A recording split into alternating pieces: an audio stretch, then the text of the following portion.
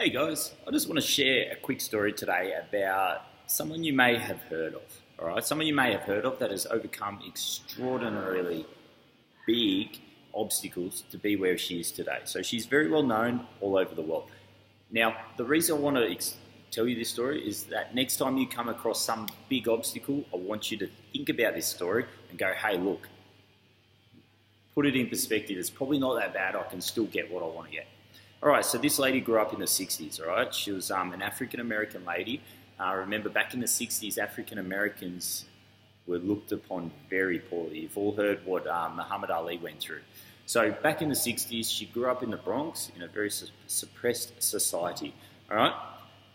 When she was young, both her parents left her, and she was brought up by foster parents. All right, one of these foster parents was her uncle. Now, story goes that her uncle was sexually abusive to her. So she's in a black, oppressed, very poor society where society doesn't look well on the African Americans, and she's at a young age, so 7 or 8, her uncle, is sexually abusing her. By 13, she was pregnant. Okay, 13 years old, she was pregnant. Now, she didn't have the child, thank goodness, but by about 15, so she's worked through all these obstacles. By about 15 years old, her real father comes back and finds her, all right? Finds her in this society, and he pulls her out and he starts raising her. All right. From here, she starts a bit of self-development. Her father's actually quite good. He's got his head switched on after leaving her as a baby. He's worked on himself and he helped her. Now, she goes on and she starts reaching a few goals. She starts earning a bit of money, She starts getting into TV. All right, so she was a TV presenter for a little while. Then one of the producers pulled her aside one day and said, "You're just not TV fit, all right? You'll never make it as a presenter. I'm not going to give you this opportunity." So she, didn't dwell on that too much. She kept working on herself, got better and better. Before she knew it, she had her own show.